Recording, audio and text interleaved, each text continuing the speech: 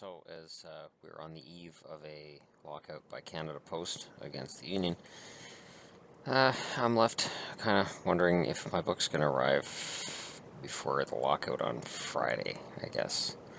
Um, I've one last hockey annual that's on its way. I haven't ordered anything else online because of the Canada Post strike and the fact that most of the places I order from use Canada Post, and if they use Purolator, I don't really trust Purolator. I've had instances where Purolator delivers to a neighbor, and the neighbor brings me my package, and I'm like, that's not cool. At least give a shit about who's picking it up. And Purolator's owned by Canada Post, so that's the kick in the ass. Anyways, there's a lot of developmental camps going on.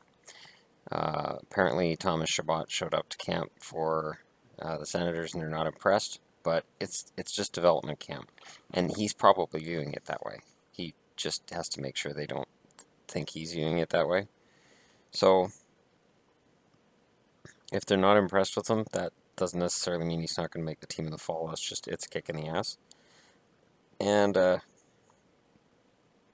for the Leafs, their development camp, Marner and Matthews are there, so they have a chance to get together and potentially play on the same line. And it's an interesting idea. What if Marner was moved to the wing and played with Matthews? I mean, crazier things have happened. And then they mentioned how it was the first time that the Leafs have had young rookies at the same time since Wendell Clark was the #1 draft pick and Al Iafrate was the 4th draft pick the year before. Iafrate's an interesting story. He might be a cautionary tale for Leafs fans in that I don't think he ever reached the stratosphere that was expected of him, but he had a pretty damn good career in his own right.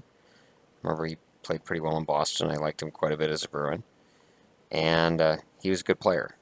But the expectations in Toronto were really, really high. And it's something you have to temper. It is. You can't, I've said it before about prospects, I'll say it again. You can't look at a prospect and go, okay, this guy was drafted here, so he's going to be our first line center. This one's going to be our second line winger. And this guy will probably be a depth defenseman. You don't know until they're playing professionals and they're getting their chance. Because some guys are going to overachieve and some are going to underachieve. I also read an interesting article today on the Score. Let me see if I can find that in here. Just a sec. Just talk amongst yourselves. Canucks looking for a big winger who can score. I think that's probably filed under no shit, everybody is. Ducks signed Mason Raymond, that's not it. Flames coveted Kachuk, that's not it. Senators disappointed with Chabot's development camp performance, that's not it either. Harvey re-upped with the Blues, that ain't it either. Flyers signed TJ Brennan, yeah, here it is. This articulates my point about Riley Smith better than I did, so I'll go through this. If there's one thing that Tom Rowe and the Florida Panthers brass proved this summer, it's that they have overwhelming confidence in their budding stars. The club has been by and large the NHL's most active organization in the early months of the offseason. Early months. The offseason just started a couple weeks ago. I guess for Florida it's been over a month, but still, early months? They're only off. The offseason's 3 months, and then you're right back to work. Keith Yandel to a 7-year deal. And unrestricted free agents Jason Demers and James Reimer to 5-year deals. The club has also locked up several of the young stars. Aaron Ekblad, Vincent Trocheck, and Riley Smith have all signed lucrative long-term deals. The commitments have placed the franchise in steady hands looking towards the future, assuming their production continues to trend upward. And that's the thing. You're making that assumption that they're going to continue to get better. The Panthers locked up Ekblad to a staggering 8-year contract on July 1st, with the 20-year-old still to play out the final year of his entry-level deal. Ekblad captured the Calder Trophy following his debut campaign during the 2015 season, followed up with another stellar season, leading the team's defense corps with 15 goals and 36 points in 78 games. and with an admirable 52.85% Corsi for his 2 seasons. All that aside, Ekblad will see his annual salary jump from $925,000 to $9 million during the 17-18 season with a cap hit of $7.5 million. And this is where I talked a long time ago about cap circumvention. To me, that's what it is. If you're paying your players $9 million and their cap hits 7.5, there's something disingenuous there. And all the teams do it. And they're the ones that sign the free agents.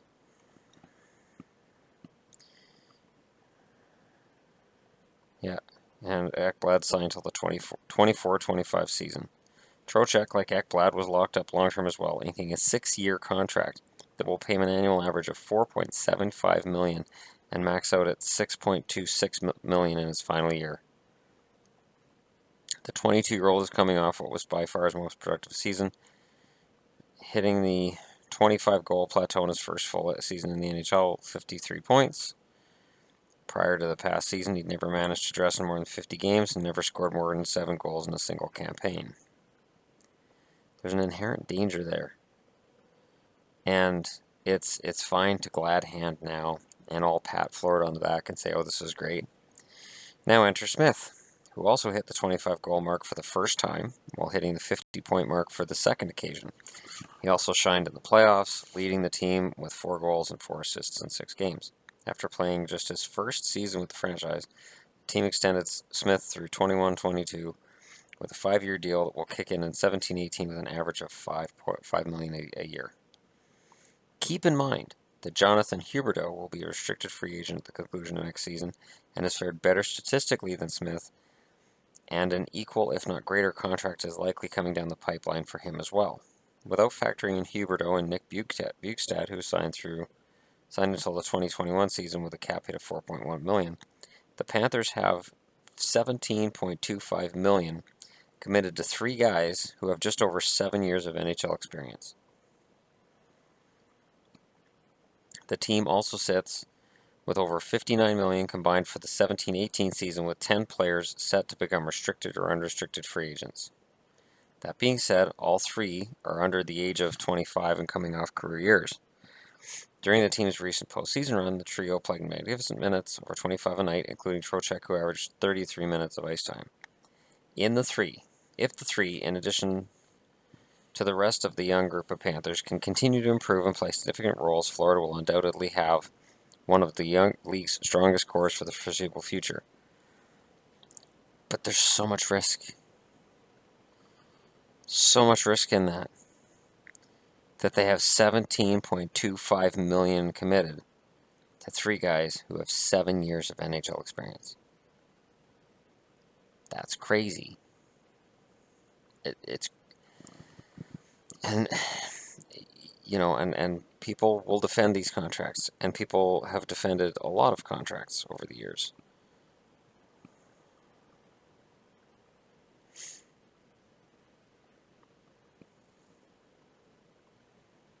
Oh, wait, there's a comment here.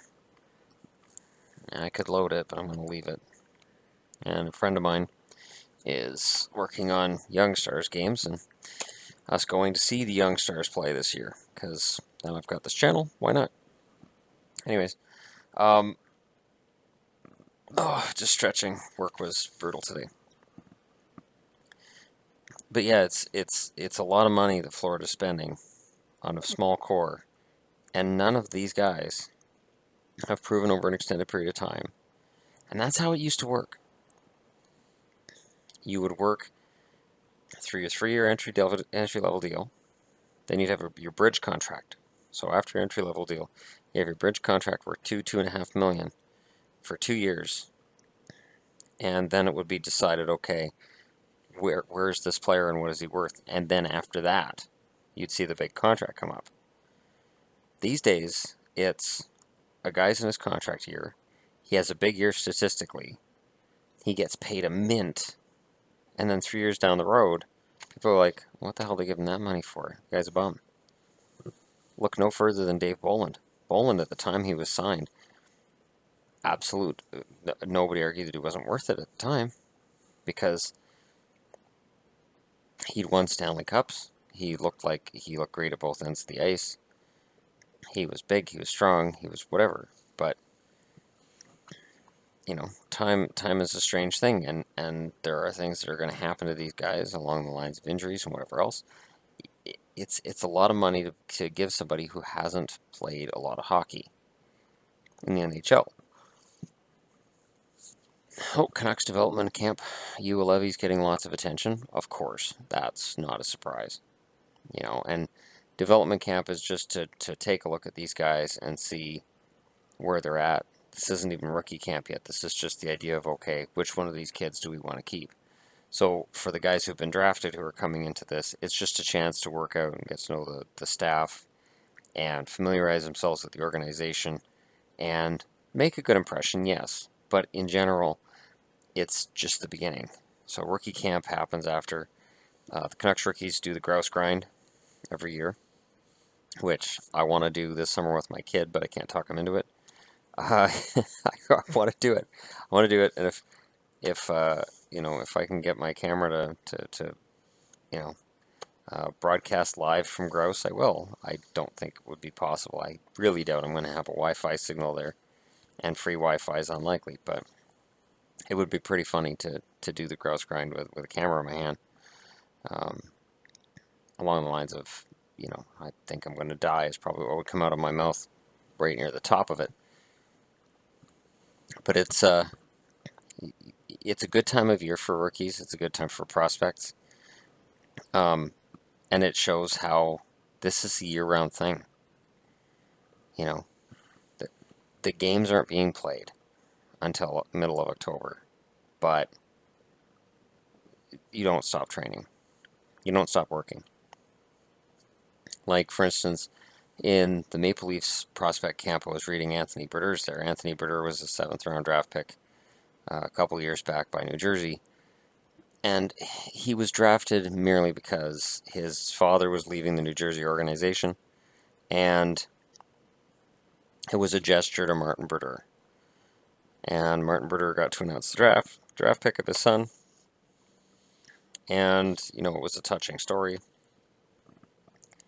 And now he's looking to catch on with the oh God, the Flames signed Lyndon Bay. Wow. Wow. Anyways, I'm not worried about that one coming back to bite the Canucks at all. He's a decent, middle of the road, bottom 6 guy. Might score you 10 goals. I'm not going to miss him. Anyways, but Anthony Berder's looking to catch on, and he put up good numbers in the BCHL last year. It's BCHL. I get it. It's not, Ontario League or Quebec League. But I'm kind of pulling for the kid. That being said, the Leafs currently have Anderson. They still have Bernier. They haven't traded him yet. They have Bebo. They have Sparks. I know they had Chris Gibson as one of their prospects as well. I don't know his status right now, but he was, down there. So at best, Anthony Berder would be looking at the East Coast League right now, unless they trade out Bernier and they bring Sparks in as the backup. I wouldn't mind. I like Sparks. I honestly, when Garrett Sparks was in net and some of these rookies were coming up, I thought, these Leafs could be a lot of fun to watch. Part of my problem with them when Kessel was with them was that it wasn't fun to watch them. They just looked fucking miserable all the time. It wasn't just Kessel. The whole team looked miserable to be there. And it just didn't look like it was a lot of fun. And when all these kids came in, the energy they provided, and even Sparks in net, it seemed like the team wanted Sparks to win and they played better for him. Which made me wonder if maybe Bernier doesn't get along with people in the dressing room. Like, it's one of those things that you think about as a fan. You watch and you go, this team really wants to win for this goalie. Why? Is this goalie a great guy? Or is the other goalie somebody that they're teammates with? But man, if they could get a new goalie behind them, and maybe they were just confident in Sparks. Because teams will play different in front of a goalie that they don't have a whole lot of confidence in. It can be really, really noticeable in between the two goalies. And it can be really detrimental to one goalie's record over the other. But yeah, so it'll be interesting to see if Brodeur catches on how he does. It's from here, I would imagine if he does well, he'll get an invite to training camp. Doesn't mean he gets a contract, just an invite. So we'll see what happens. I'm gonna passively follow this crop because this isn't rookie camp. This is something different, and the real stuff is coming up. Oh, Jordan Tutu signed with the Hawks. I'm not going to talk about that. That's I hate Tutu. Oh, why Chicago? Why? Oh well. Yeah, but it'll be interesting to see what happens from here. And yet, the prospects camp is just it's a bunch of kids trying to sort themselves out. It's more interesting because of the Anthony Brodeur story than it is for Matthews and Marner. As much fun as it would be to see them on the ice together, and I'm sure there'll be a ton of fans watching them on the ice together and debating about whether they're ready or not. But the real stories are the ones about the kids that are trying to get an invite to camp, the kids that are fighting for a contract. Maybe a kid who slipped through the draft and nobody drafted him. Maybe a kid who was drafted, not picked up, like an Anthony Brodeur, just wasn't offered a contract, so he's looking for a home. Those are the kids I cheer for. Those are the kids I watch. So as much as people try to pigeonhole me in terms of, oh, he's a Canucks fan, he's a Bruins fan, I'm a hockey fan, and I like the players mostly, as long as they're not selfish, self-absorbed. Evander Kane, basically, but for the most part, when I look at sports, in terms of temperament, hockey players are a cut above. I still think hockey players are a cut above players in other sports.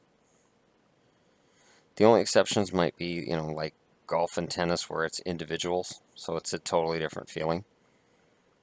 But in terms of team sports, hockey players are the best, easily. Basketball players, there always seems to be an angle. Like LeBron wins, and the first thing that people say is he going to leave Cleveland now that he's won a championship? First thing. Kevin Durant loses to the Warriors. Where does he go? He goes to the Warriors. Do I blame him? No. Would I do the same thing if I was Durant? Absolutely. Does it mean the Warriors probably win a championship next year? Maybe. Hard to say. But I don't blame him. So, anyways, that's it from me for now. I just figured I'd touch base on the prospects, talk a little bit about Anthony Brodeur because of what I read, and just touch for the last time, not broaching the subject again, because it makes it sound like I'm beating on Florida Panthers young players, and I'm not. I just think they're tying up a lot of cap in players who haven't consistently proven in the NHL to be worthy of that amount of money and that amount of term. And that does bite a lot of teams in the ass later. So we'll see what happens from here. Anyways, thanks for watching. This has been brought to you by all of my hockey bears, which I don't know if people have ever noticed the facet in the back there. They're all wearing jerseys because they're my hockey bears. I got them from my friend Tammy way back in the day, way back. She'd be very surprised that I still have them and that they're still intact.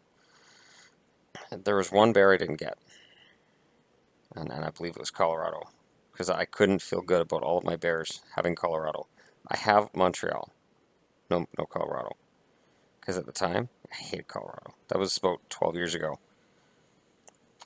That was at the height of, who's Vancouver playing? Shit. Who's in net? Oh, it's Cloutier. Damn it. Because Cloutier, we'd be playing well, and we'd be up like 2-1 on Colorado, and we'd be like, is this finally the night? Is it finally the night we're going to beat the Avalanche? And then Cloutier would allow a goal, and you just watch his whole body language just change. And the next thing you know, it'd be goal, goal, goal. It's like, please Crawford, please pull him. Look, he's making this sad face. Please get Kluchi out of there. And he just leave him in there to get absolutely drilled. It was painful. Absolutely painful to watch. So, yeah, I really, really hated them for a long time. And it's still sort of there. It really helped when they went to the new third jersey, the Colorado Rockies look. Gotta love that. Anyways, that's it from me for now. This video is also been brought to you by Bear, who's just jumped down next to me, so she's probably gonna want my undivided attention. Because this is a cat that if she wants my undivided attention, she usually gets it. Don't you, baby? Hey? Yes. And see, she trusts me. My older cats, there's no way in heck. There's no chance they'd let me pick them up for that long. There's just no way. They'd be screaming and yelling, and she just goes, okay. So does her brother. So does Shadow. Just like, oh, okay. Fine. I've raised them from when they were 2.5 weeks old, approximately. A friend of mine saw them in the middle of the street, actually a busy street in Chilliwack here. And so when she got them, she wanted to give both of them away, and everybody wanted her. Everybody said, oh, what a beautiful little cat she is. Everybody wanted her. They didn't want her brother, because he's a black cat. They didn't want the black cat. They just wanted you. And I was the only one that said, I'll take both. Because my ex and I were together at the time, and she wanted this one.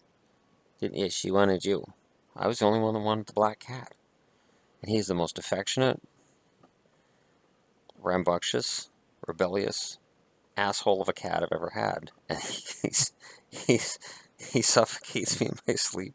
I wake up, he's on my chest, and it's like, dude, you gotta move. But the whole black cat mystique is real. So, you know, anybody who's got a black cat, you got full respect for me, and I'm very much sold on the idea of A, adopting cats who are brother and sister, and B, I have a funny feeling these cats were born strays, that their mother was a stray, because they have some really quirky behaviors, really strange, quirky behaviors that if I recorded them with my phone or my webcam, they'd go viral, because it's strange. They do strange things that I can only think that an alley cat who's never had a home would do, like trying to bury their food after they're done with the dish. Like, I have to save this, I have to preserve this, I have to bury it. They may be trying to starve the other cats out, but they both do it. So I'll stop her from burying the food, and then I hear him trying to bury the food. They both do it. And they're just so affectionate. Like I saved them from something. So that's my story of the two cats you'll see prominently in my videos. Link's just a little shit that wandered in my apartment, the big fat gray one. He literally just wandered in the apartment one day as a little kitten, about 5 weeks old, and he never left. He wasn't our cat. He came in, and he's actually the neighbor's cat, and the neighbors had an older cat, an old orange cat. He walks over here with the kitten, and then he just walks right back out the door. Like, I don't know what this is, but I don't want it. And he just left him here, and he never left. The neighbors next door tried calling him back home, and, you know, they didn't really want him either. But when they saw that he was growing into pretty good, being this beautiful gray cat, they're like, well, maybe. So, no, he had no interest. He was like, no, I'm good here, and he's never left. And then Maggie we adopted from the SPCA. So that's the story of, I've got 4 of them. And that's why. Because, you know, the third and the fourth, it was a rescue, and I was the only one willing to take them. So as much as I may have a reputation with some for being some kind of crazy cat owner, there's a reason. I can't I can't not rescue cats, and it's a more personal reason than that, and I may get into that at some other time, but I'm very, you know, sold on cats. The only reason I don't have a dog is because I live in an apartment. My neighbors have dogs. I think they're crazy because dogs can't be chained up in an apartment all day. You can't come home and tell your dog off for messing on the carpet when you've been gone for 9 hours. I know I can't hold my bladder for 9 hours. I don't expect a dog to either, so that's why I don't have a dog. That's why I have cats, because cats don't give a shit if I'm not here until the food runs out, and then they care. Alrighty, that's it from me for now, and I wore a Leafs jersey, so Toronto fans can just, you know, it's a little bit doggy and whatnot, but It's still a Leafs jersey. So, yeah. Thanks for watching.